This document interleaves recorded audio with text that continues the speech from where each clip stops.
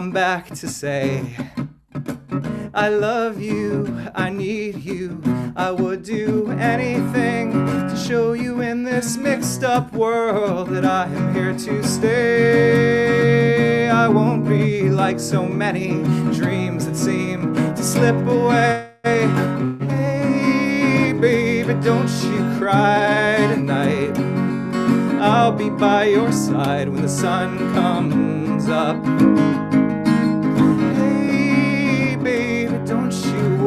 About today, tomorrow, things will change when the sun comes up. Hey, baby, don't you cry tonight. I'll be right here by you. I'll be right here by you. I'll be right here by your side.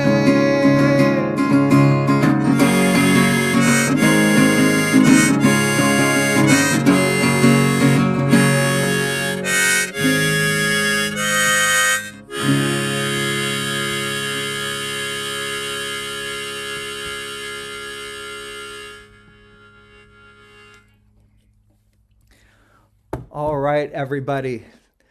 My name is Brad Wolf, and today we are here at this wonderful event to begin answering this fundamental question that we at Reimagine, a nonprofit, have. How might we help all people face mortality, face loss, and face adversity, and channel the hard parts of life into meaningful action and growth? And that song that I just kicked off with is a song that I actually wrote myself for my friend Sarah when I was 21 and she was dying in the hospital. I had the opportunity to play music for her and channel my own grief and my own pain into support for her, and saw honestly in that moment the power of art to help ameliorate physical symptoms, to be a gift for Sarah, but also to be a gift for me. And years down the road, that's brought me here with all of you to now answer this question together. So yes, we are here to kick off Reimagine Grief, Growth, and Action, our fall season at Reimagine, where we're going to be exploring these themes together. And just to begin, I want to make sure that if you would like closed captioning for this, there should be a closed captioning taking place. If you click the little live transcript button at the bottom of the screen, and you can use this chat that we have to respond over the course of the time we have together. And I believe folks are in there right now answering what brought you here. And so we're so glad to have you. I want to begin also by thanking our 2021 sponsors at Reimagine, without whom we could not be providing these free experiences to help transform our attitudes towards life, love, loss, and one another. And so now, to begin our fall season, we have written an intention that I would like to read. So if you're welcome to close your eyes or read along with me wherever you are. But this is how we want to usher in all of the experiences that will take place over the next 2 months through Reimagine. There is no life without death, no love without loss, no growth without action. Let's move forward together, not in leaps and bounds, but in small, sweet steps. In the face of distance, illness, racism, and isolation, we are reimagining a changed world. Kinder, slower, smaller. We are reimagining the giving and the receiving of love, the cycles of loss and new beginnings, and what it means to be fully alive. This is how we move. This is how we transform. This is how we grow. This is how we take action. And so what are we talking about when we talk about this idea of action and growth? You know, we want to ground some of this conversation today in what's called the science of post-traumatic growth, which is a new and growing body of research that actually shows that through adversity, it's possible to experience a psychological shift and actually improved well-being. And at Reimagine, that's something that we didn't necessarily know there was a science behind it when we began, but we've been measuring the outcomes of our experiences and seeing how do all these festival experiences and online experiences and programs we've created, how are they actually making a difference in the world? And we've seen that the research around post-traumatic growth and these experiences are really doing quite similar work. Insofar as these are the outcomes when they talk about post-traumatic growth, or we prefer the term trauma-related growth because the idea of post-trauma is in some ways a misnomer. but the idea of what it means to live fully in our lives. And for us, that means personal strength, optimism about life's possibilities, meaningful relationships, compassion and appreciation for life and one another, and this deeper sense of existential awareness, of purpose, of spirituality, and of, yes, what we're doing here together today, building community. So this is what it means to live fully in life, and this is what can happen, we believe, by facing the hard parts of life and building a community that creates support for all of us as we go through our own journeys. And at Reimagine, we've just launched, as part of this new effort, a campaign to capture stories of transformation, stories where people start out, as you see here on the left, with our friend Mary, our first participant in this campaign, she said, my soulmate died suddenly in an accident. And eventually, through her journey where she realized that she had been stuck in a frame of mind that would have put her partner's career first while she mothered the children they planned to have, that after she recognizes these assumptions and after her sudden death at an early age, she decided that she needed to be responsible for her own future and to always be able to support herself, and therefore became the lawyer and the soulmate she had planned to be, that he had always planned to be, rather. So you see here the beginning of a journey and a positive outcome, a positive growth. And we've seen this now through so many folks that are starting to answer and share these stories with us. Here's Mo, whose father died suddenly 2 weeks after her 17th birthday. And through that, years later, she learned resilience and took risks in life. And it's not just death loss. Here's Zubin, who came out of the closet and a loss of identity, and eventually went on a spiritual journey through Bali, India, and Burning Man. So you can see that these are the types of transitions that people are making, the types of stories and journeys. And today we want to highlight a couple journeys of folks on this call that we have invited to join us to really spearhead what it means to channel the hard parts of life into growth and meaningful action. And we're going to kick it off tonight. These are the folks we're going to hear from: Gina Harris, Chris Garcia, and Dr. B.J. Miller. And we're going to kick it off with a dear friend of mine, Chris Garcia.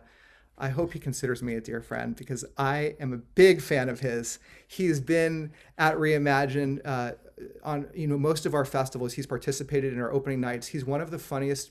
I don't want to build him up because you can experience it yourself, but one of the funniest people that I know, and also one of the sweetest. And you may have heard him on late night television. You might have heard his incredible podcast, which was named one of the top 10 podcasts of the year, Scattered. And we are lucky to have him here to kick off this show, this season of Reimagine Grief, Growth, and Action. I give you Chris Garcia. Thank you very much. And thank you to my definitely just an acquaintance, Brad Wolf, everybody. Thank you, Brad. No, I'm just kidding.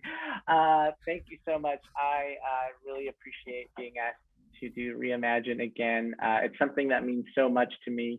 And I just feel so passionately about what y'all do, and Brad, in this attempt to kind of reimagine and reframe life and death in such an important and vital manner, and it's something that's very dear to my heart because my father died a few years ago.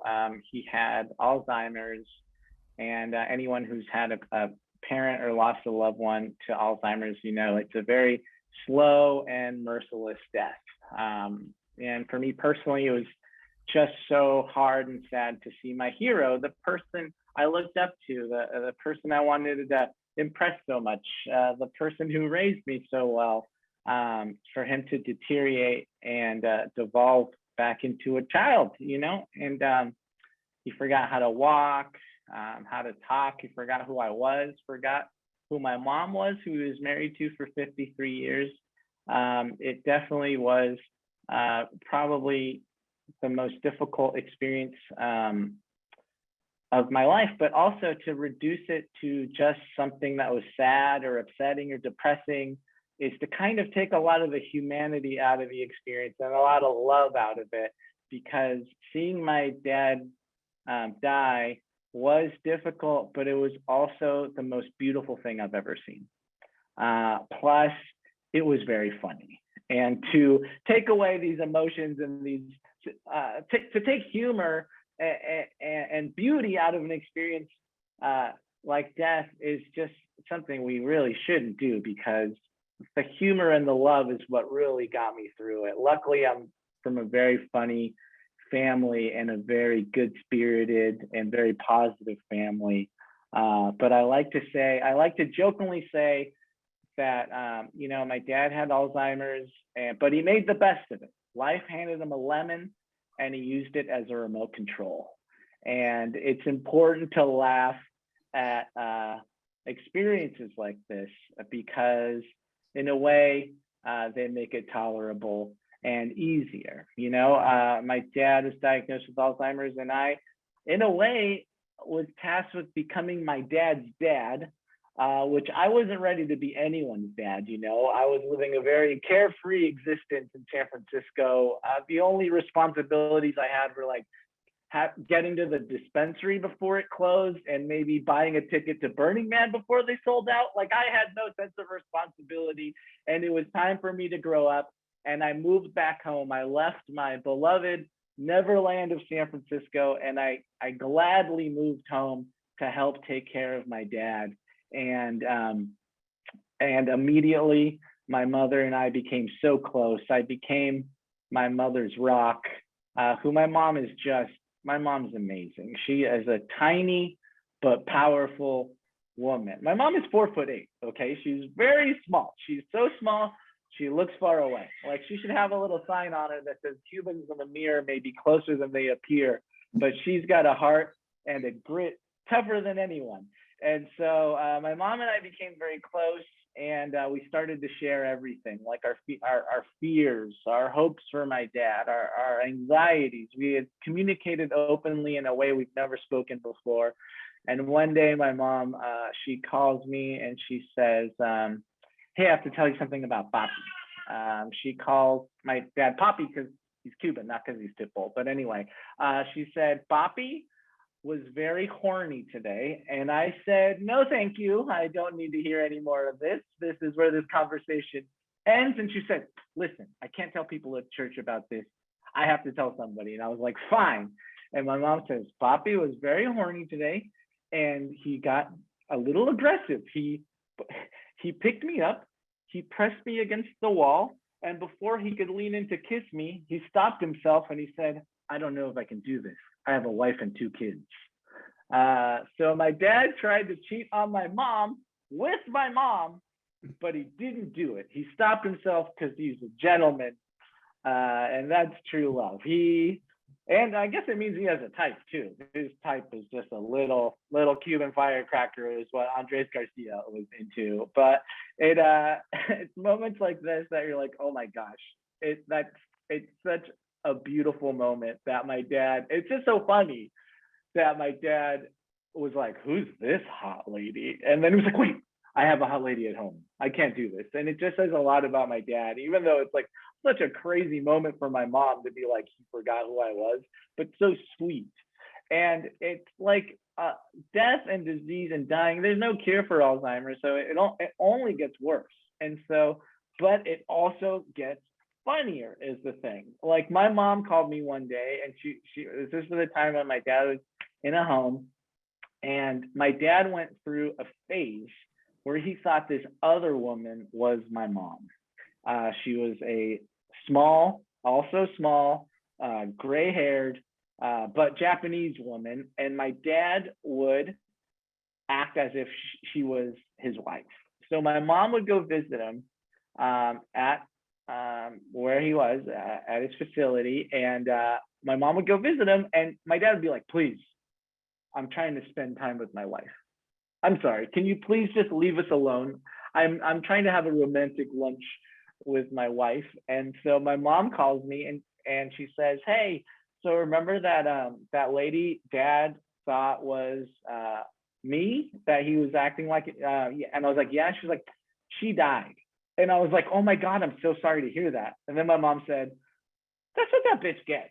And so that is an amount of love and passion that I was like, wow, that is a dark joke, Mom. But I mean, you two obviously very loved each other passionately, even through these moments.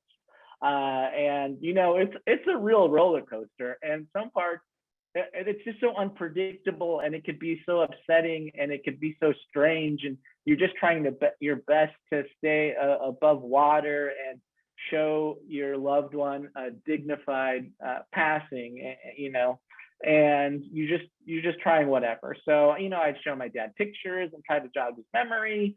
It's important to keep folks with Alzheimer's socialized. That's what they think. They're like, it might slow it down. So I would take my dad to the store and stuff. And I remember I took him to Walmart, and I got distracted, and he just like made a beeline and like kind of escaped my side.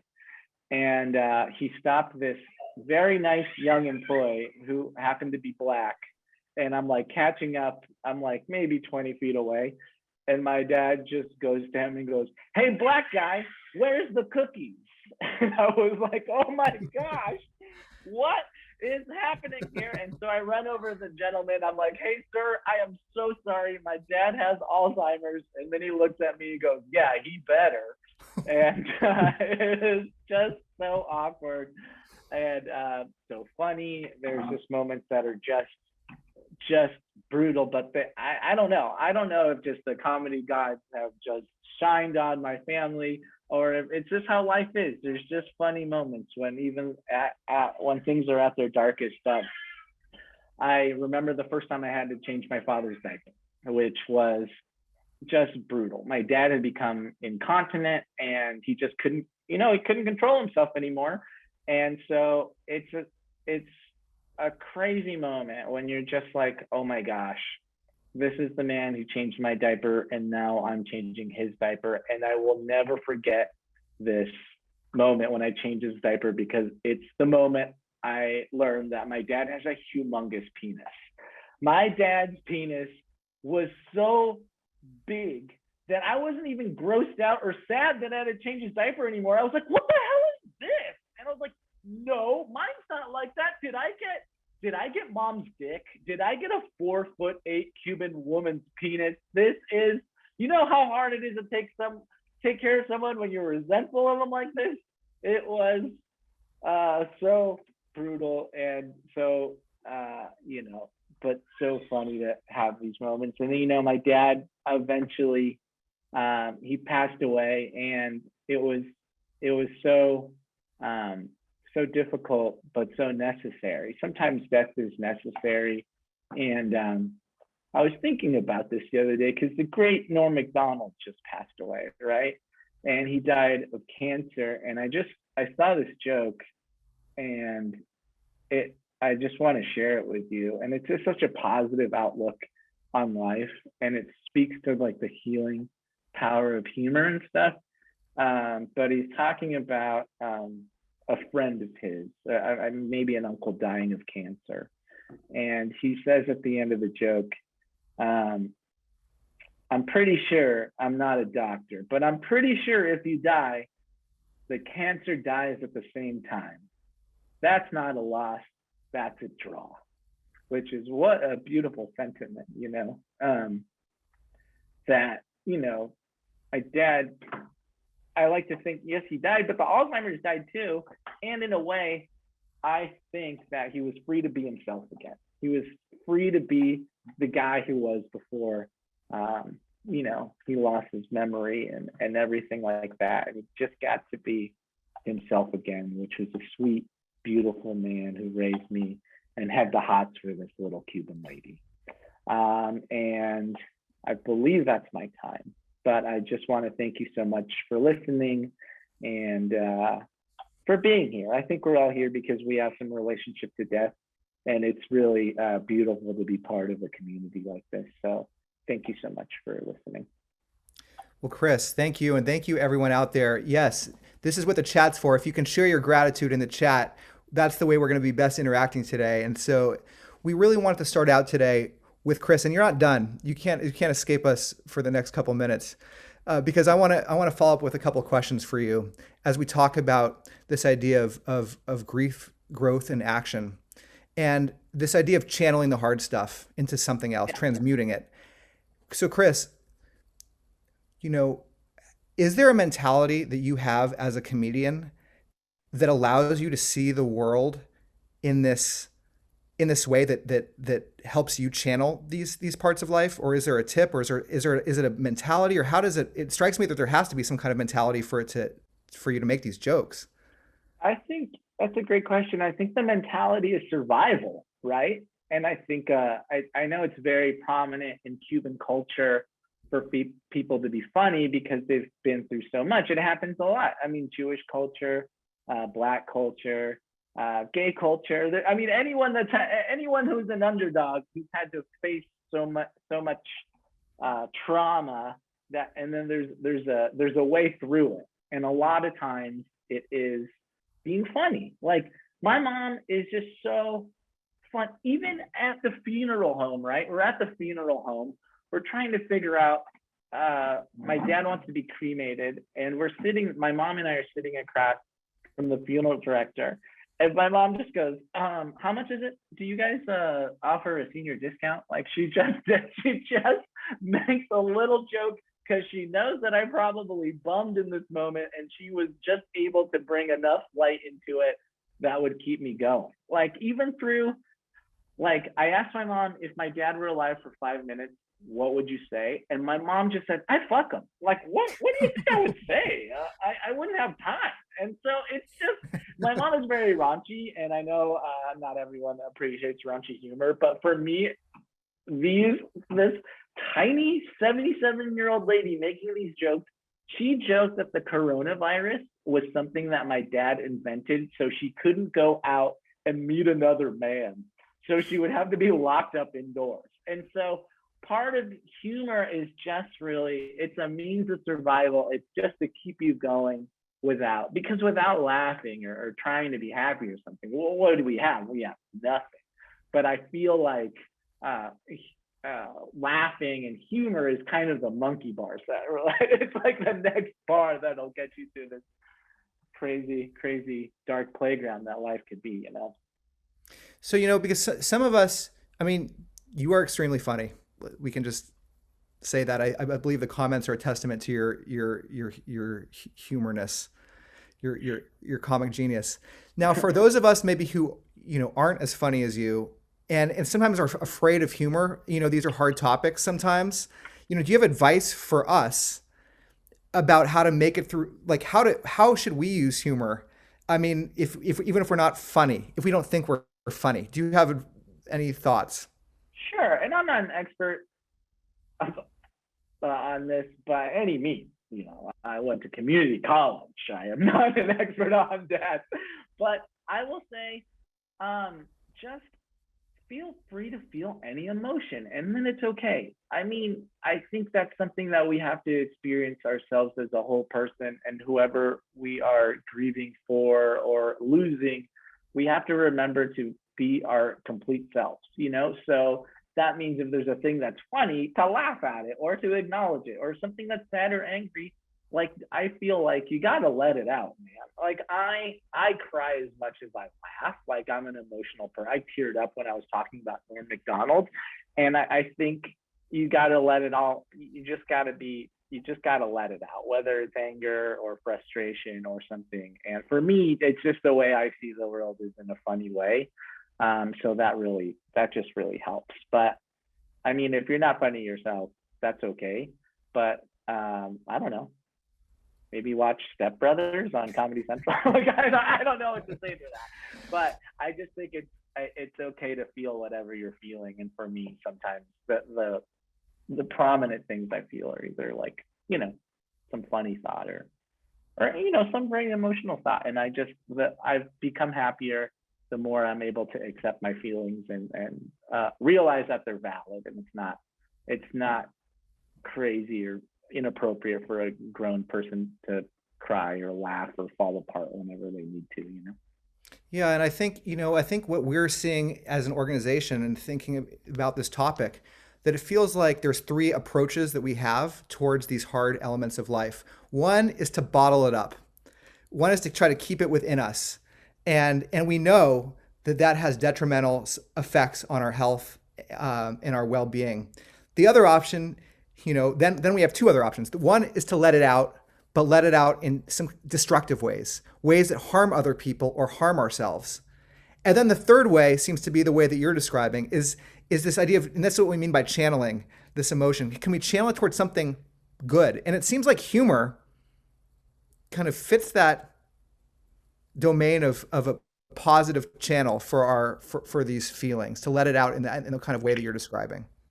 Yeah, I think that's a positive, healthy way to do it. And it's nice for you and those around you. And nothing that I think a lot of times, if I think about it philosophically, that laughter is the sound of connection, because if you're laughing at something, it means that you understand it and you understand why it's funny, and just what a beautiful feeling to feel when you're feeling lost or sad or something like that. So, and I think it keeps you young. My mom, she just turned 77. I asked her how she felt, and she said like a teenager with arthritis. And I think there's something about laughter that keeps you, Carl Reiner, Mel Brooks, all these guys, they live to be so old. And I think a lot of it is because, there's so much laughter to be had, and it just, I don't know, it just keeps you young. Yeah. Well, Chris knows that I'm a serious fanboy of his, and so if there's anyone I want to live to a very old age, Chris, it's you. I want you to keep. Thank you. I think you just cursed it. Just cursed it. It would be so funny if I died today.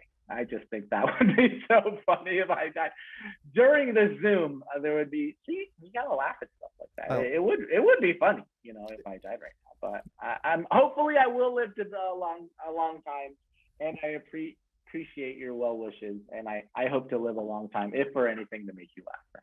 Thank you, Chris. And everyone, thanks so much again to Chris Garcia for joining us today. I believe we have some contact information for Chris to follow him on his Instagram.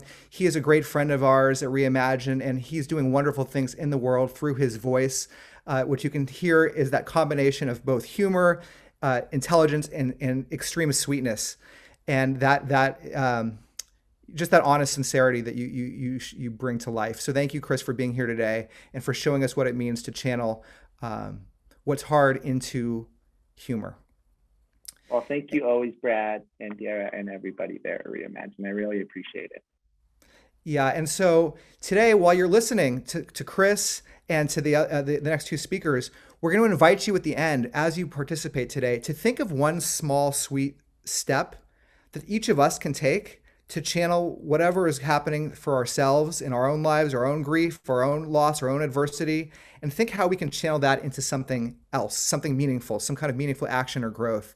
And, comedy, some type of humorous goal could be one of those small, sweet steps. How might we incorporate more humor in our lives, more risks with telling jokes, with letting out our feelings. So thanks for inspiring us there. And with that said, we're going to move to our next speaker here. And that is, and I'm so excited to invite her to join us. Gina Harris. We wanted to make sure today that we elevated one of our Reimagine community members. I first met Gina Harris at a Reimagine festival that we hosted in San Francisco, and she was in the audience, and she came up and said, "I think I found my tribe." True. And that is what we're trying to do at Reimagine, is build really a worldwide tribe, because we believe we can all face adversity, loss, and mortality together. But Gina, felt that symbiotic connection to our mission and to our work.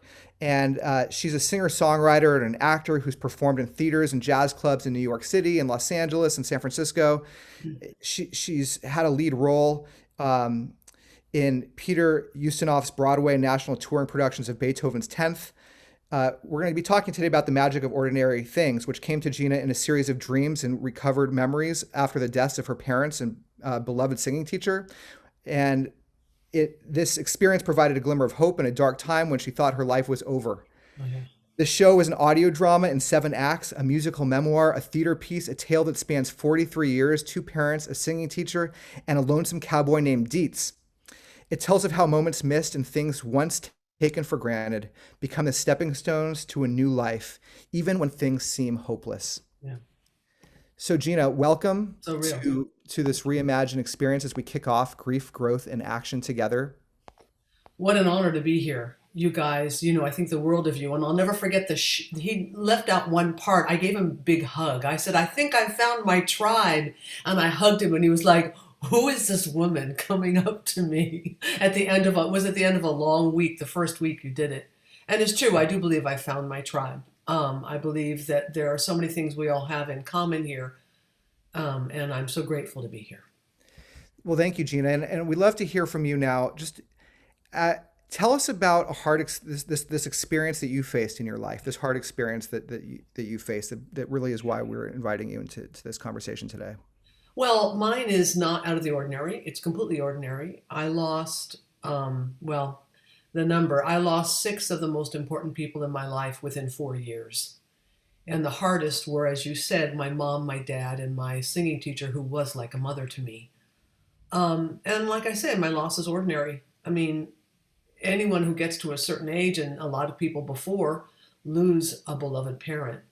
And at the end, as Chris so wisely said, it's so true, my parents were my children. I took care of them like my children. And so when they died, I was a mom who lost her children. And I just looked around and said, what now? I mean, my life was blank. I felt blank. And I had learned to be a more kind and loving woman, but where would I put that now?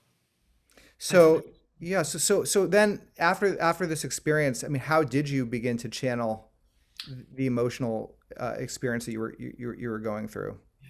Well, 3 months after my mother died, she came to me in a dream, and it was so sweet. It was a simple tea in the afternoon, like nothing had ever happened. And that mother in that dream gave me she made it okay for me to really permission to think things were okay and not be devastated and to start writing music. And you got to remember, Chris said it. I'm not special. I'm not particularly interesting. I wrote songs for my loved ones. And memories, as you said, recovered memories, dreams I had. And they meant something to me and not anyone else. But I was a jazz singer at the time, so I took them out to jazz clubs because I wanted to hear them. I wanted to feel the abundance and the life, and my mother and father and Lillian, my singing teacher, near me as I sang. I could feel them, and I wanted to feel that for me. And I'm in these jazz clubs, right? And they're noisy, and people are talking and partying, and the cappuccino machines are going on, and they're doing the mojitos or whatever they're doing. And guess what? I would sing these songs, which are pretty quiet, most of them. And the machines would stop, and the people would stop, and we all got there together and listened. I sang, and we enjoyed it together. So, as you know, Brad and I have talked. I was walking home one night, and I had just sung, and I thought I was patting myself on the back. I did a pretty good job. And the songs literally tapped me on the back and said, "Oh, by the way, we're a show." A what? No, we're a show. I said, no, you were written. No, we're a show. I don't know how to write a show. Too bad. Figure it out. And so I just started working, and I dreamed and worked and whatever. And as you know, I was part of the 2019 Let's Reimagine Festival, and I had 3 sold-out performances. And in late January 2020, I was at the Marsh and had a really nice opening night. And then guess what? 2020 happened. And I thought, it's all over. It's dark. Every theater's dark. It's done. And the show that had taken over 10 years to develop, I got to, have 4 performances. So how did it then go from that moment to what it is now, which is, I know coming up we have the release of a audio podcast version. How did this transition take place? Well, I'm sure Chris feels the same way. I feel a kind of a gratitude. He actually didn't say it, but he said it. I feel a gratitude as an artist. My music, my show, speaks to me. It's alive to me, if that makes sense. It's like another person. Literally, they tap me. So after I thought, well, okay, I got 4 performances. It changed me as a person. Okay, we're done. They literally looked me square in the eye and they said, you get your music out there. Your mother and father would want you to. Lillian would want you to. And you get out there and you try a podcast. A podcast? But I never, I don't know how to, we don't care. Figure it out. You never wrote a show. Let's write a podcast. And so what I came up with is an audio drama podcast. It's not an ongoing one like I'm sure Chris's is. Mine is a 7-part story and 7 acts, really, 6 and an epilogue. It's like one of those old radio dramas you used to listen to with all the sound effects and the music and everything. I took my visual show, which of course had a musical element, and translated it all to just audio. And it's releasing next Sunday, October 3rd. So, I think one of the things that makes me so excited about Gina's story is just the idea that she's been able to be so moved by this calling that you can hear that she has. It's not up to me. It's just exactly. Brad. It's not up to me. Yes. And I'm saved by that. And I'm not special. Everyone has it. Everyone.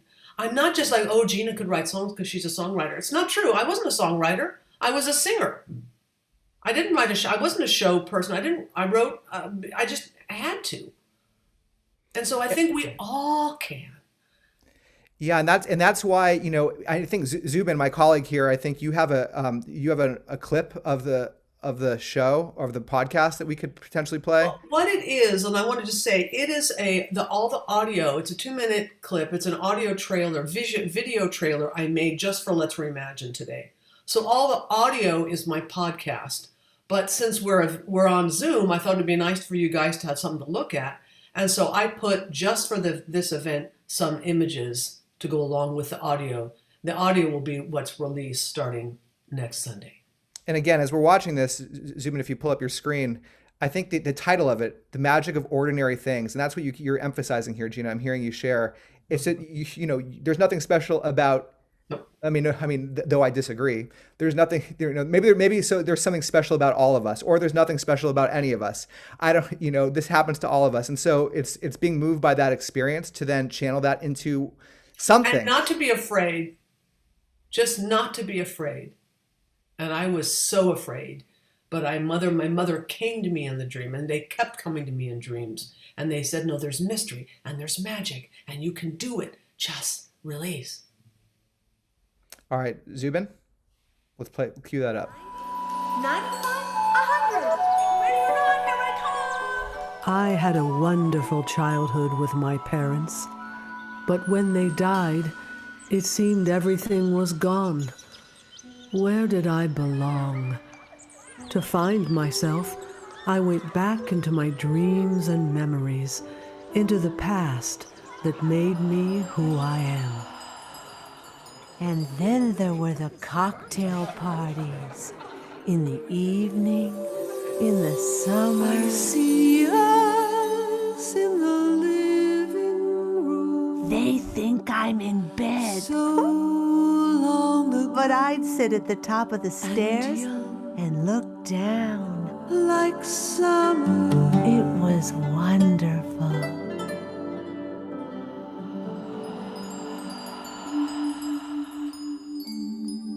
On my last day in the house, my house, I wandered through, trying to remember things, trying to memorize everything. But I couldn't find home here anymore. It was like I was never there. I took a train home last night to remember who I am. I took a train home last night to feel like myself again. The truth is, I was alone. And then the part of my brain that wishes me harm, the part of my brain that is not my friend, took over. And she kept at me. And I began to think, was I a good daughter? Did I do enough? Oh God, I don't know. All rise. The 45th District Court in Gina Harris's mind is in session. Will I meet you by the river? Please tell me where and when.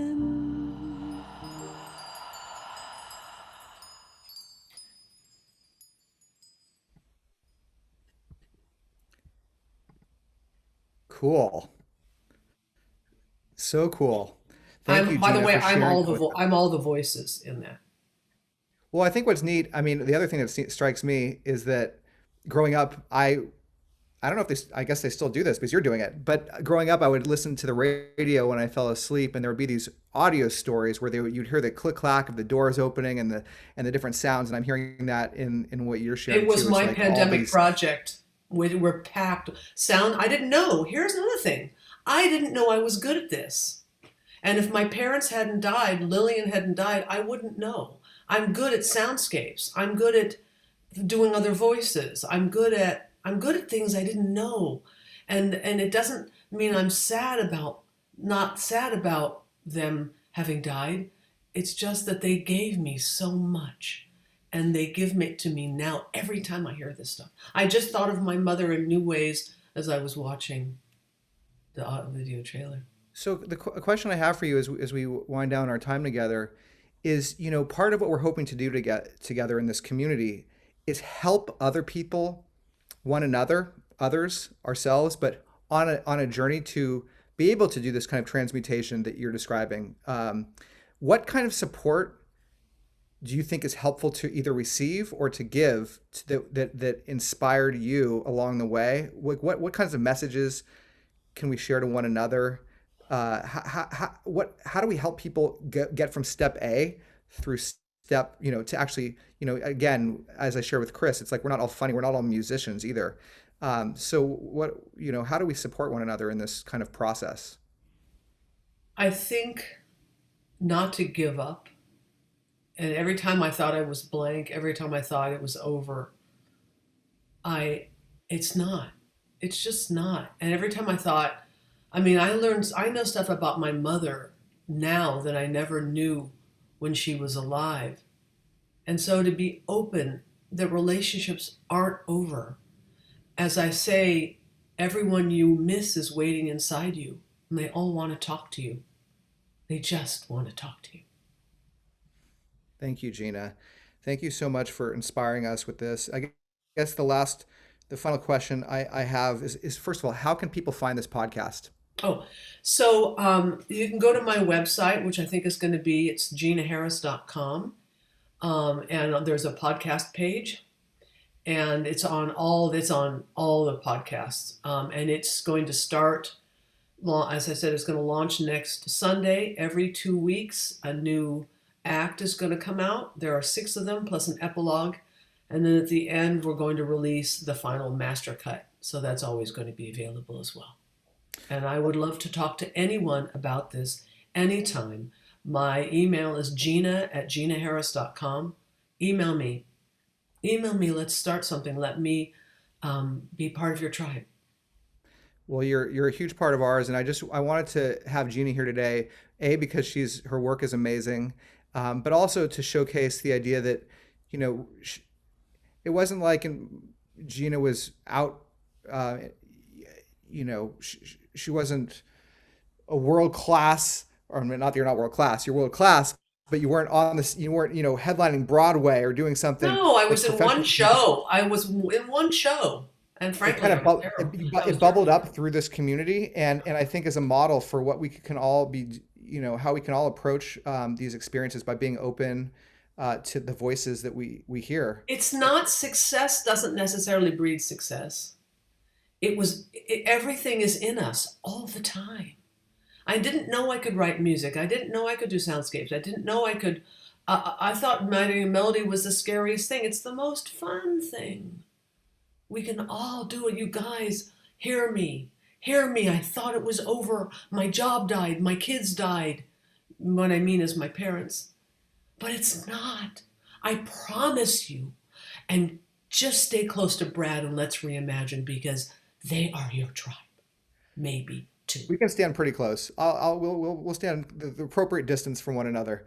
But if Gina, virtual hugs to you. Thank you so much for being here with us and for this very special conversation. Thank you. It is, and also please, again, the chat is the way where we can showcase our appreciation and our gratitude. And so it would be wonderful. We'll share it with the three voices that have joined us today. If you want to share your gratitude in the chat for Gina, that would be really wonderful. And with that, I'm very excited to introduce our next, the ultimate, I guess is what the ultimate guest of the evening, Dr. B.J. Miller, who is the founder of Mental Health, a physician, a known author. There I see BJ hopping on the screen. He was also a founding board member for Reimagine, for his service to this organization. We're so eternally grateful to what you've contributed to, not just to this organization, but to this conversation as a whole, and to humanity, and the way in which you both live out, care for others, and model what it means to live fully yourself. So with that, BJ, welcome to opening night at Reimagine Grief, Growth, and Action. Thank you, Brad. It's really nice to be back with you, buddy boy. And that was lovely listening to Gina just now. Thank you. So how you doing, BJ? I'm okay, right? Hanging in there, I think is the phrase. A little weary, a little moody, but more or less myself, and more or less doing pretty darn well. Well, that is great to hear, and I'm glad. Let's take your moodiness, and I guess that's the theme of the day in some ways that we're talking about, is this idea of channeling, kind of emotional channeling. How do we handle what comes up for us through grief, through adversity, through loss? This idea of transmutation, grief, growth, and action. How have you, I guess let's start with you. How do you feel you've channeled adversity and mortality in your own life, to kind of set some context? Well, I mean, I think, for me, I mean, I guess and I think my answer will be much the same for the big question too, which is this. I mean, it helped to have experiences that were overwhelming, that were, that I couldn't deal with. It helped to be, overwhelmed in a way. I mean, I think we can choose to turn our attention to less savory bits of life, or hardship, or difficulties, our own or other people's. And I'm not saying we shouldn't, but there is something about being forced to by life, and I don't mean to fetishize that either. It's just more that getting in touch with, spending time with, being true to forces bigger than yourself seems to be key. And it was for me as a 19-year-old, getting injured, and I needed my whole world to be shaken, so that I could see which part of it was just made up and which was actually sort of real or realer underneath it all, who I was, who I wasn't. So I guess one thing was to just let all that happen, let it fall, let my sense of self fall, let my ideas reveal themselves as half-baked. And obviously that's not a pleasant process, but it's an eye-opening one. And then you get to see that there's an irreducible you underneath all that stuff too. It's sort of there's some sweetness in that as well. So anyway, before I go on and on and on, I guess that's step one, is I would say, dare to be affected. I mean, I think, dare to be moved, dare to be affected. I think if you're trying to deflect all the time, keep the hard stuff at bay, that may be a way to move. There's parts to that. I certainly deflect, but I think a lot of the stuff you have to kind of bring it inside, bring it to your core, and then everything you're doing, by virtue of it being essential and piece of your core, is playing out this new drama. Like, you can't. If I let it into my core, then everywhere I go, I'm working with it. If I let the need for love into my core. Everywhere I go, I'm looking for love. I'm seeing love. I'm participating love. Anyway, let me just shut up for a second, Brad. Am I making any sense to you right now, buddy boy? I'm pretty sure you're making a lot of sense to a lot of people. Great. I mean, if I'm not mistaken in the chat, you can let us know if BJ is making any sense whatsoever. Okay, yeah, please, guys. I should pull that up. Absolutely making sense. That I think that captures it well. No, and so we're talking in some ways about this concept of post-traumatic growth. That's this area that we have been leaning into and seeing that there's this phenomenon that some humans, after a hard experience, report developing a sense of these positive outcomes. And I guess I want to let's just take a pause there. What do you think of that idea? Have you does that resonate with you? Is it? Yeah. Yes, it does resonate with me. I'll share with the little bit of allergy that comes up with it too, which is, I think it's really important to not, or at least for me in my experience, you can't, I think you run a risk if you try to go to the positive too quickly. And sort of, I grew up with my dad, who was really into positive attitude. Like that was his thing. And I get it. There's something really powerful about that. Things flow from our attitude. It's undeniable, but it's more mysterious than that. I think you start doing harm if you kind of ram a smile onto a face that really wants to cry, or if you ram sort of positive language where you're not authentically feeling that, when actually it's terrifying and you're miserable. I think so. Part of it is, so the other piece of me that balks a little bit is, I just want to make space for the negative impacts too. Maybe that goes without saying when we're dealing with trauma and loss and grief, but I definitely don't want to accidentally ostracize the hard stuff, even while we're mining for the good or the beautiful or constructive stuff. So with that little caveat, Brad, yes, brother, absolutely it registers. I feel like my whole, and it was very much the way I operated. I tried to make decisions from my injuries, from my experiences as a patient, so that alchemy could happen, so I could morph them into something else. I could make something from them. They became creative, like grist that took me into medicine and palliative care. And then I had all this experience that I loved and cared about because I was into it. And in a way, I had my injuries and my hardships and my losses to thank, because those were the things that taught me these lessons. Those are things that galvanized my caring in the first place. So, and now I get to be with much of the experiences of my life, the big ones like my own injuries, becoming an amputee is a big one.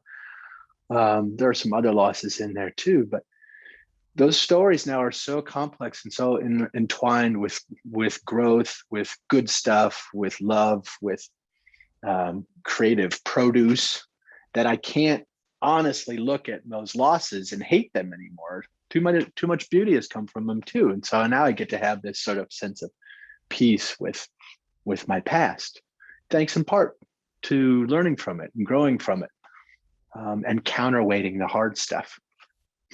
So yeah.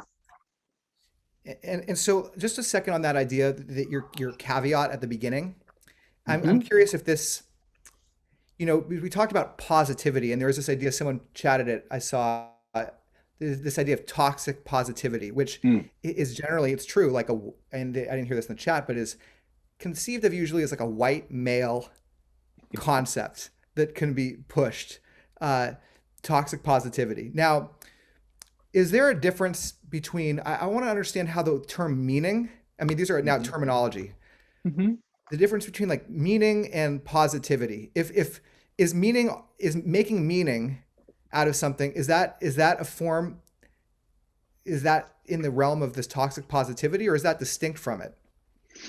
Well, I think if it's a kind of gets down to authenticity, and like it would be very different if I did let's just say I went into medicine and kind of rammed this narrative of lessons learned and alchemy and stuff. And it kind of, but I didn't embody it. I didn't come along with myself for that ride. I just tried to do things that looked positive or say positive things. If I didn't bring myself along for the ride, I don't think it would have. I don't think I'd be very good at my job as a doctor. Cracks would show. It wouldn't be this compelling fuel. It would just be a half-baked story that didn't really resonate. So you have to kind of, so one is to just be clear, we're not just talking about produce in the world, something like utilitarian, like I made nice products and therefore everything's better, whatever, my inner pain was worth it. There's a spirit that goes along with this that you may or may not be able to see or describe it to someone, but you can kind of feel when it's there. So that's a really important thing. But let me get back to your question here, Brad. I definitely think meaning is bigger than positivity. Meaning I think it's a bigger construct. It can contain positive or negative or anything. Just things flowed from accepting the story, and things flowed from it, good or bad. In fact, like one of my favorite things in my own development is to getting to a place where I get to drop the adjectives altogether. Good, bad, better, worse, don't have such a grip on my experience. It just is. In other words, I'm not pursuing comfort, rather or hating pain. I like to be in a place where I'm amazed that I can feel anything at all. That's a place I like to inhabit. That's for me, a very robust place. And that includes positive, negative, hard stuff. In fact, it doesn't even bother to put an adjective on it. But let me circle back one more time, Brad. I want to make sure I'm getting answering your question. Let's check in there. But a narrow answer, just to reframe, is I do think meaning can be a positive thing in the world. It isn't necessarily, though. It is bigger than positivity, I would say. I mean, I'm going to hang here for one more sec. I'm just curious. Can we make meaning? Is meaning something that we can and should make? I think this is a very good question, and it's a big one. It gets at your belief system. I mean, it depends where you're coming from. A lot of us might say that we have a sense, we have faith that meaning exists in the world. And our job as humans is to dig around and look for it, hunt for it, and find that meaning. That is a sort of a belief system that, most folks who identify as religious might endorse that idea, that there is a God and God supplied meaning, and we need to go find it. We need to reify it. I'm probably more of the belief, I suppose I'm more of the belief that meaning is this human construct that we made up.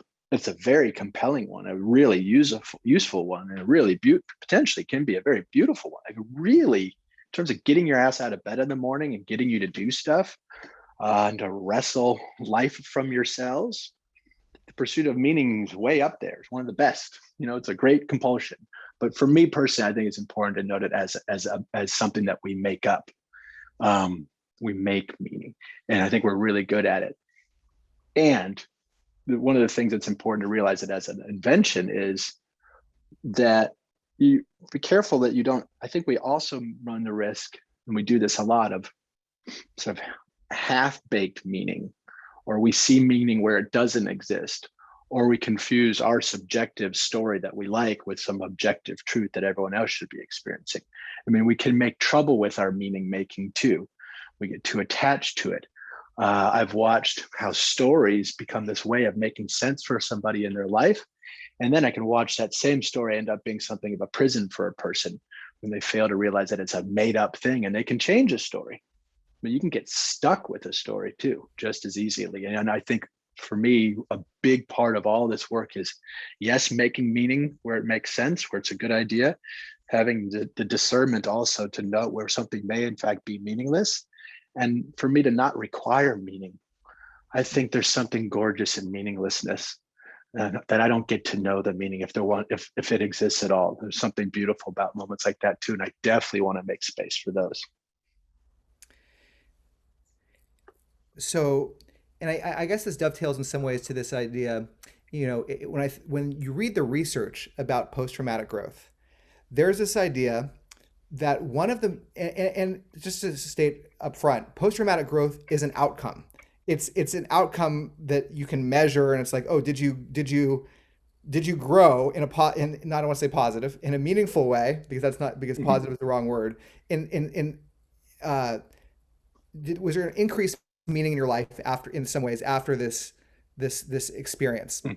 Now, one of the ways that is encouraged to make that meaning happen more likely than not is to pursue acts of service in your life, particularly acts of service that are attached to the suffering that you've experienced. So when I look at your life, just as an embodiment for a moment, and I think of how you went through a very traumatic experience, and now you, in many ways, are giving back through your own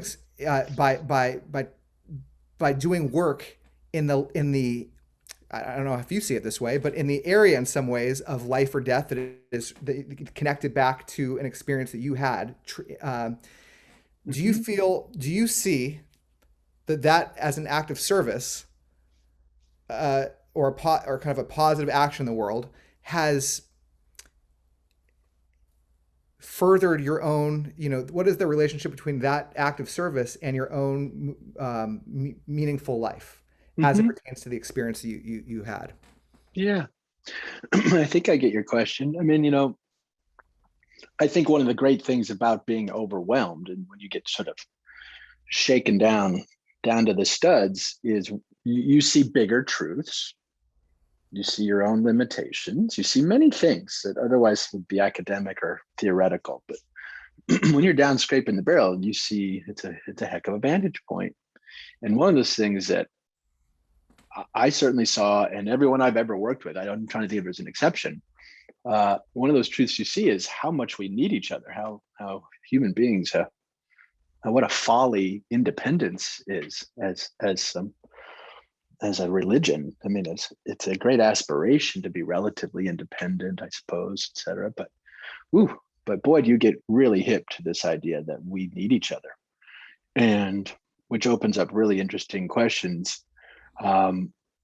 That between what this sort of nature, what the difference is between self and other, between empathy, feeling emotions, feeling each other's emotions, sharing space, sort of logistics of interdependence. I mean, one way or another, you can kind of get poetic or scientific about it, but this idea that we need each other points you to this notion that serving others and serving yourself are really, I think if you're doing them well or paying attention, they're deeply entwined.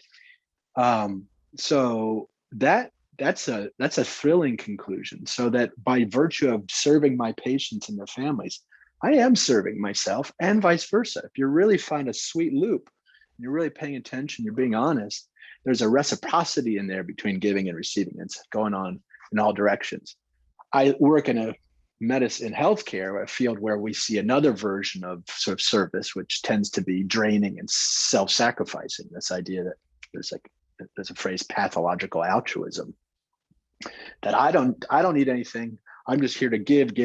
I'm, and that's what it looks like to be a doctor or a nurse. Sometimes, you're not allowed to sleep, you don't eat. Family life is kind of an afterthought, and that's somehow meant to be service. We know that doesn't work. So I get to work around a counterpoint that is glaringly not effective, and it points me back to some of the lessons I learned from being a patient, namely that serving myself and serving others is pretty dang near the same thing if I'm doing it right. Which is why, in some ways, that's what excites me about this concept of post-traumatic growth as a construct. And first of all, I want to mention a caveat that I have, that this term post, I said it earlier today, but I think the term post-traumatic growth in some way came about as a mirror to post-traumatic stress disorder as a shorthand. But trauma, if you interview folks who have experienced it, trauma-related growth is a better term, because the growth it's not necessarily post anything, right? And I think you would agree with that. So I just want to make that caveat.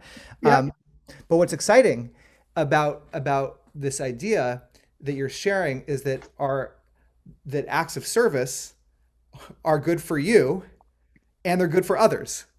Yeah. And in terms of facing what's hard. And so as we think about building this community, I think a community that is focused on acts of service through what's hard is a very beautiful offering for the world that we as this collective here can begin providing. And I think so you know, how might we use our hard experiences to as a catalyst to begin giving, and then and therein receiving.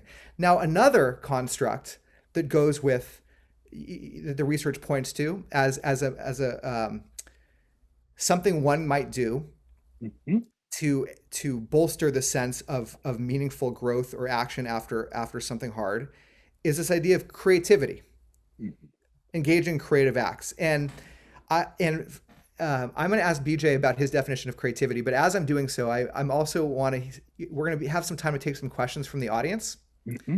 And so if you want to ask anything that's coming up, we'll be able to kind of scroll through the chat over here, and I'll ping BJ with some of these questions, which I think will be really nice. But as we do that, I'm very interested in your definition of creativity.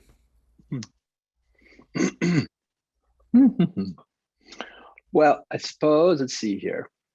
One answer could be something like the act of making something that wasn't there before, that wasn't, that without your act doesn't exist per se. But that kind of gets at originality. And that may be a bankrupt concept in a lot of ways. So maybe creativity has nothing to do with the product, but maybe it's a way of behaving or a way of acting or a way of being where you are working from a material that you have in front of you, working with reality in front of you, and making something, fashioning something of it. You are working with the material of your life, and you are working from that place. You don't necessarily know what's around the corner. You don't necessarily know what's going to come out of your fingertips. I mean, I'm a person who's reproducing, exquisitely talented painter who's reproducing landscape. I'm not sure that's creative work per se. There's amazing skill to reproduce this thing that exists, but they already know what's around the corner.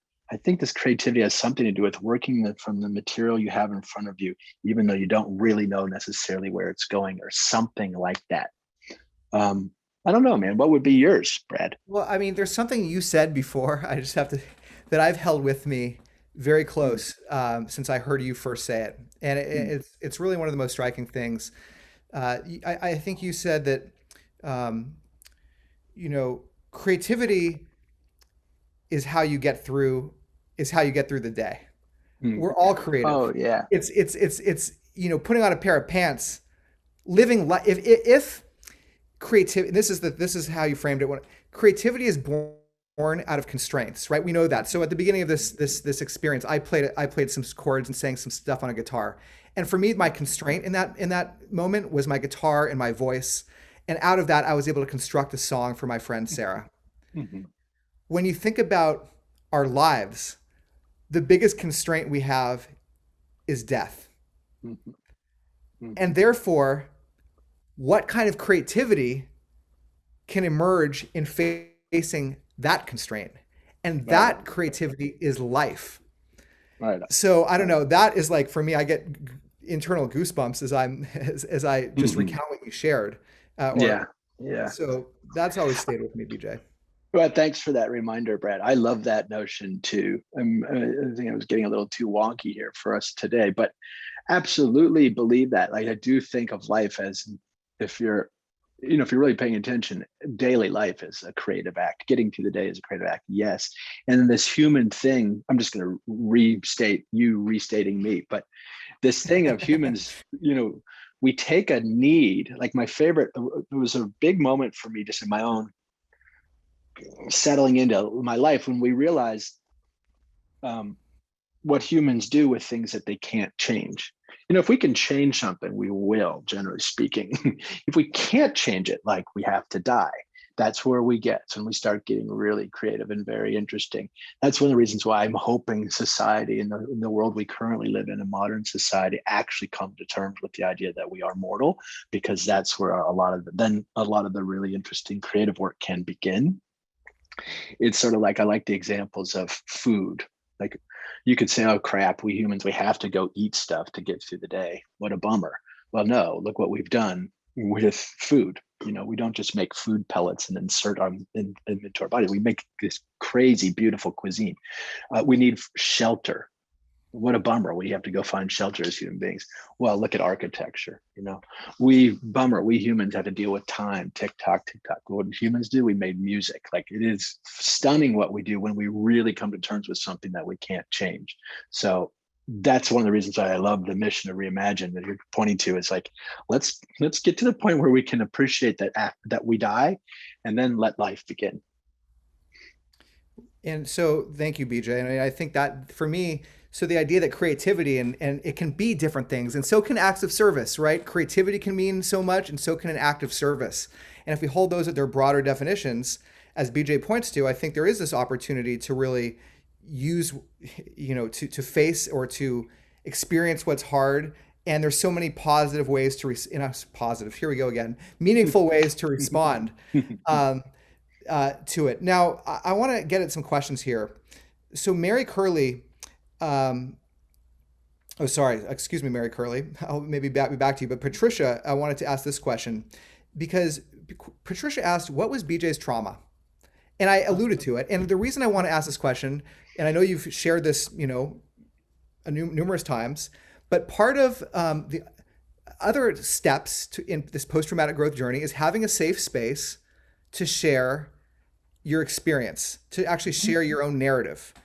And I'm, you know, maybe briefly recounting that for folks who haven't heard some of your story. You know, in the retelling of an experience, how do you feel about that? Well, yeah, no, it's funny you asked.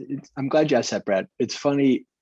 So I will answer the question, but I'll start at the end. Like, one of, I can't remember if you and I talked about this. Like,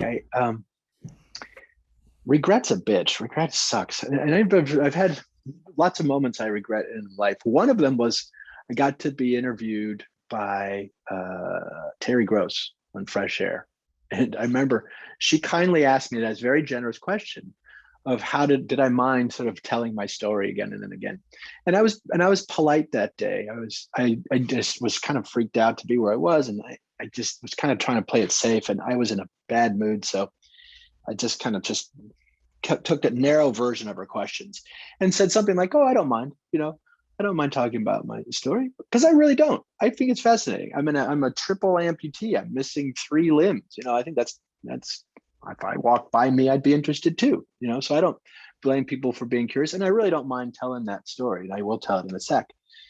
But it's also true that it's not annoying telling the story. It's just like there's so much more to it than whatever I usually get across in an interview. Like, I get the sort of details of losing limbs. So I was sophomore in college, age 19, screwing around on a commuter train one night, a parked train just sitting there, and had electrical current running overhead. I had a metal watch.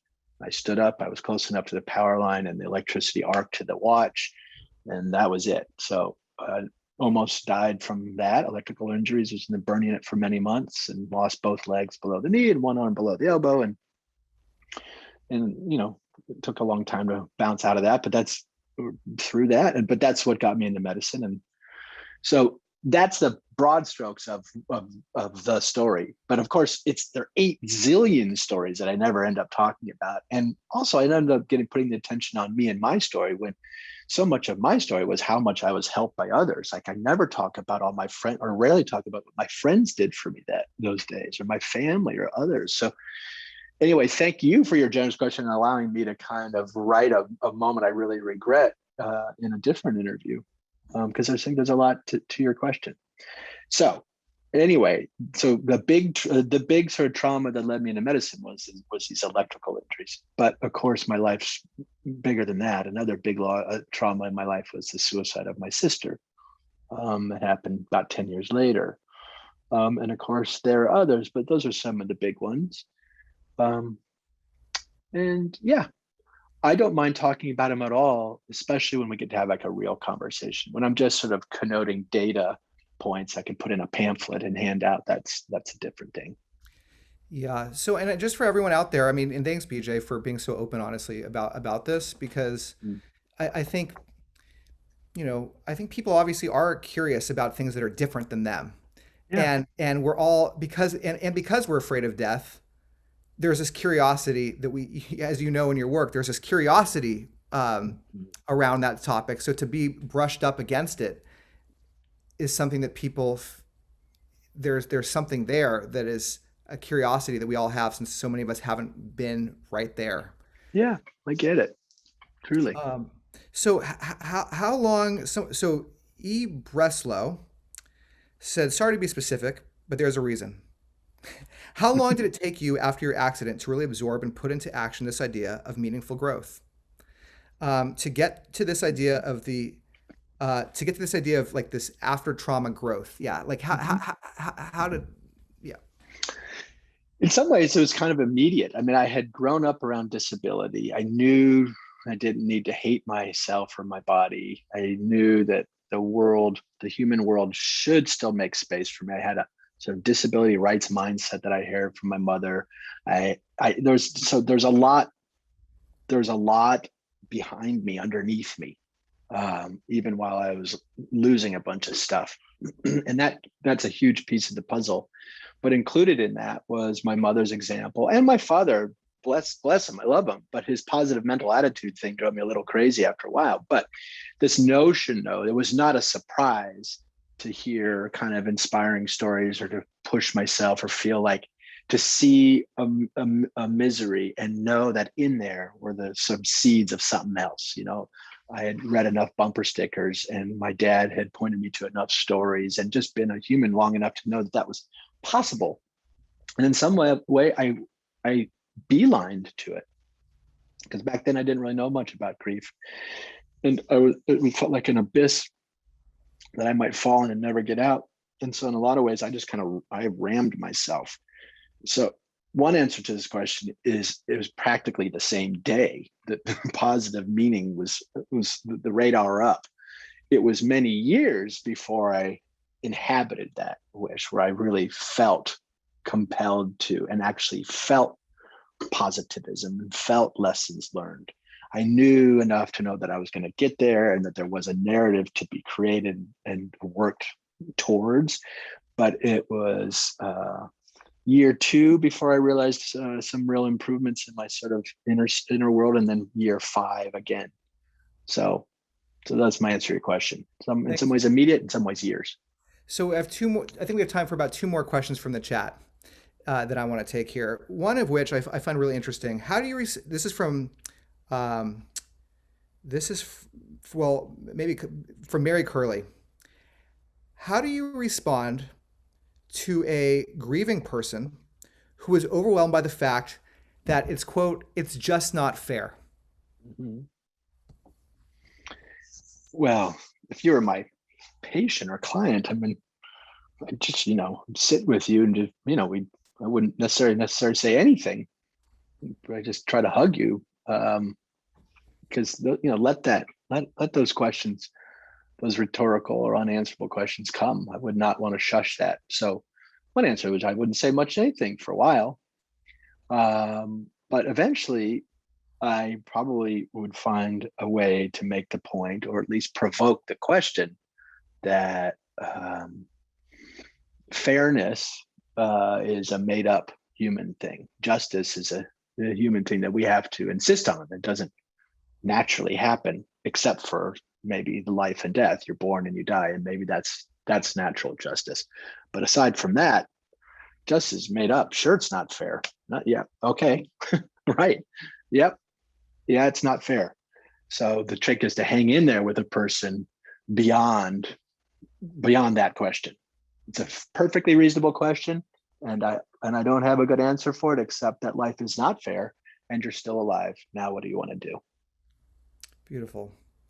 And so I think maybe this question would be a nice one. I'm going to actually combine a couple of your questions into one mega question.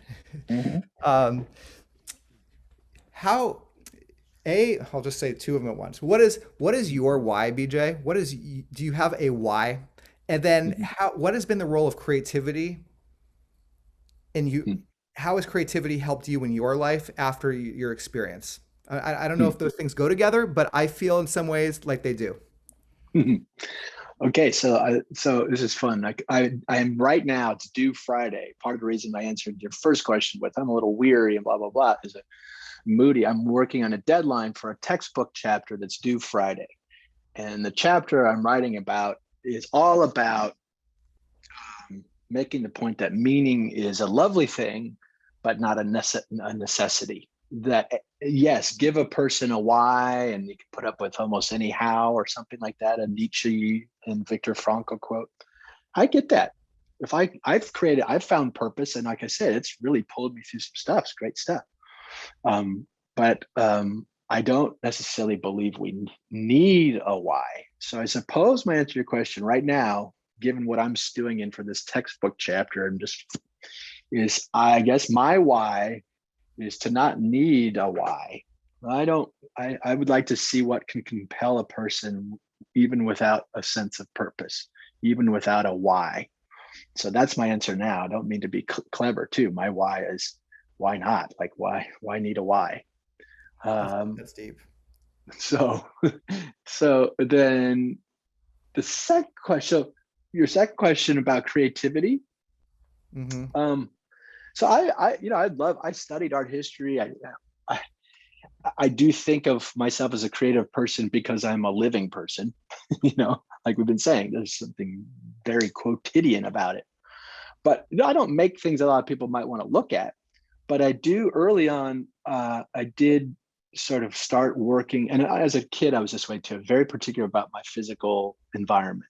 I used to be much more particular about what I wore, but very particular about my house and the way things look. My aesthetic is particularly specific in a way. And so one is, as my body was this wacky thing for a while and I was trying to get used to it, I really spent a lot of time creating and curating my immediate surroundings.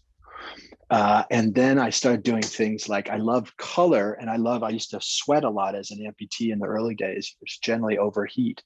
So I loved wearing undershirts because they were thinner. And so then I started dyeing my own undershirts. I would go buy these beautiful colors, and just to have my t-shirts of different colors. That became like a little thing because it was just, I did something to make the color happen there. And it gave me a heightened sense of ownership or embodiment or something in the material world. And that was very helpful because the material world was full of pain at that time and full of impossibilities. So just dyeing my own t-shirts. I used to wear specific socks on my skin graft for a while, and I got very playful about the patterns I'd wear. So early on, those were my creative outlets. You may chuckle at them; they're nothing particularly amazing, but it was a way for me to invest in my daily life, and a way for me to pay attention, and a way for me to give a shit, basically.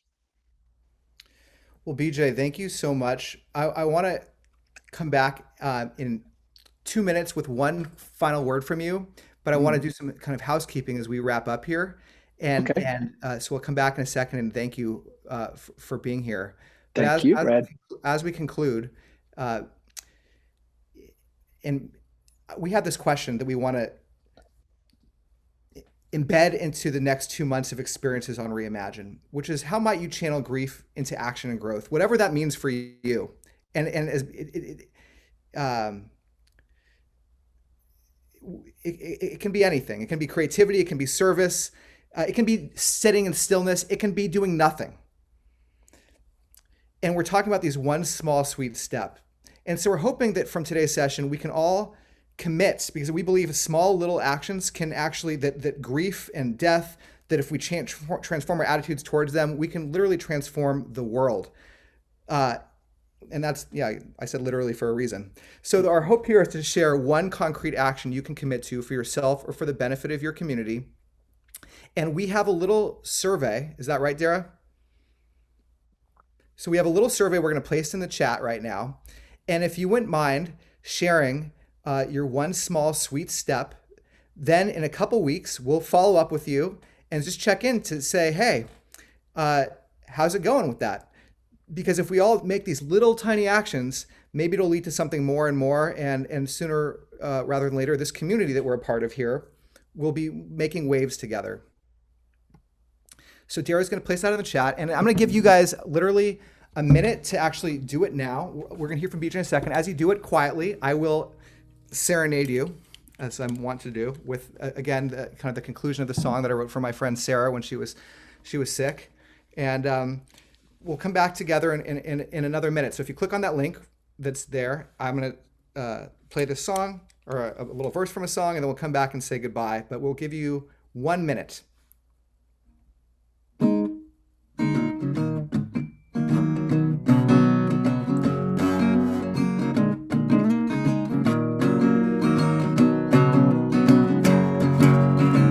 Above you, beneath you, I'm back to say I love you, I need you, I would do anything to show you in this mixed up world that I am here to stay.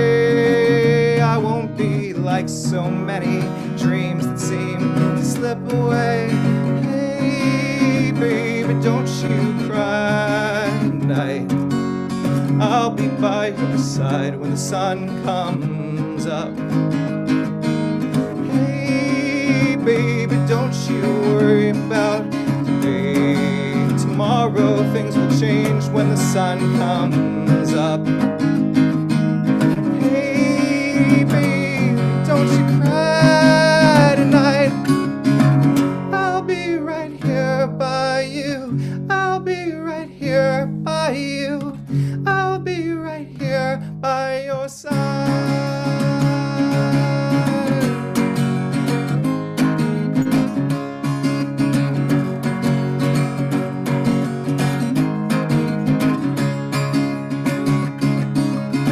Above you, beneath you, I love you, I need you, I'll be by your side when the sun comes up.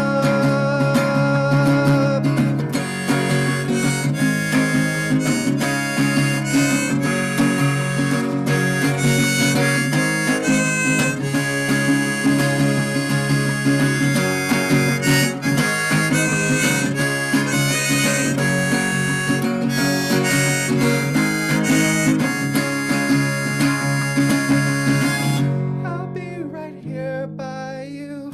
I'll be right here by you. I'll be right here by your side.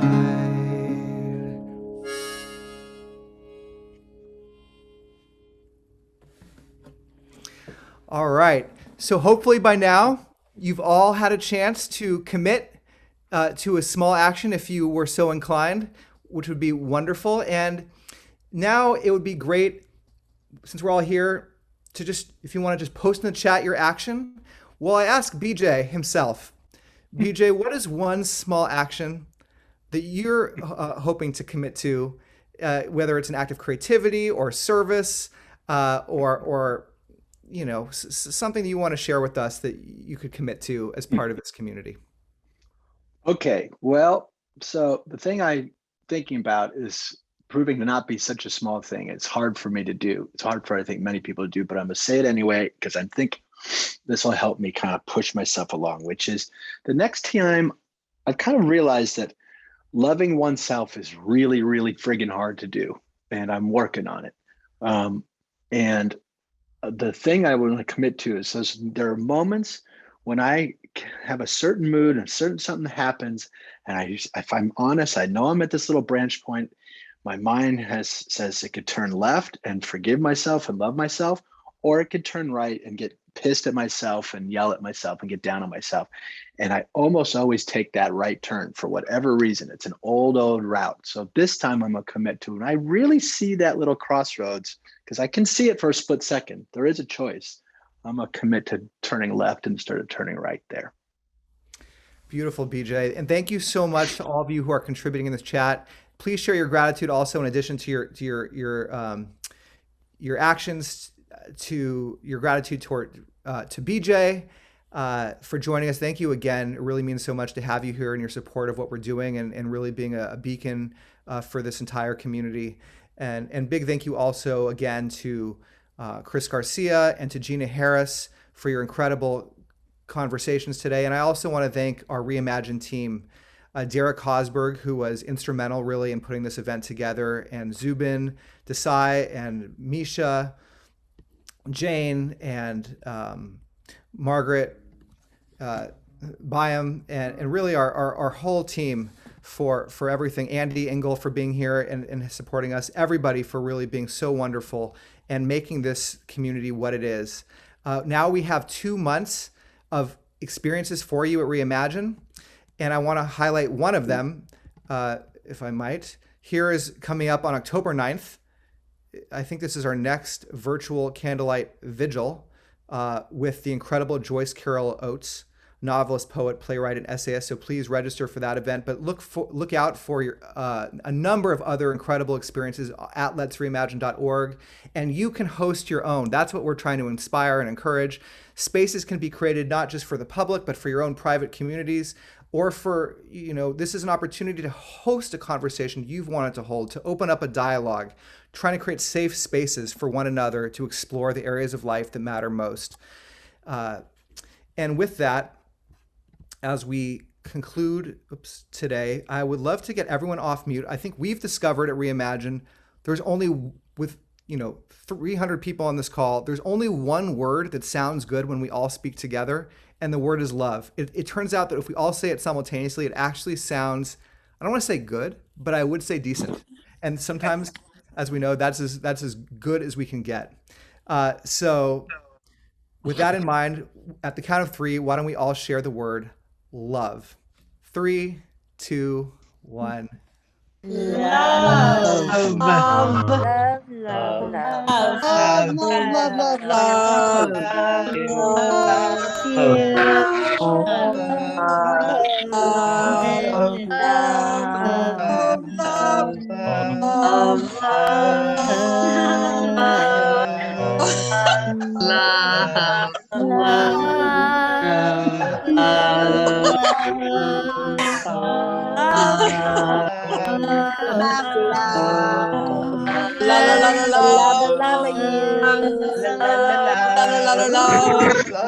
Love, love, love, Love. Wow. Wow. All right, that was a world. We have a collective goal. It's to somehow, I'm going to look up Guinness Book of World.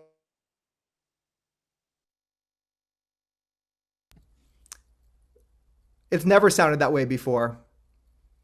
To Debbie's point, it's never sounded that good. I was saying we're going to hook up the Guinness Book of World Records, and we'll contact them and we'll see what happens. I think we have something going on there together. So thank you again for being with us, and I hope you have a wonderful time wherever you are. Blessings and gratitude and appreciation and joy to all of you, and to finding meaning in our lives. Whether that meaning is no why or a why. As BJ said, why not? Talk to you soon.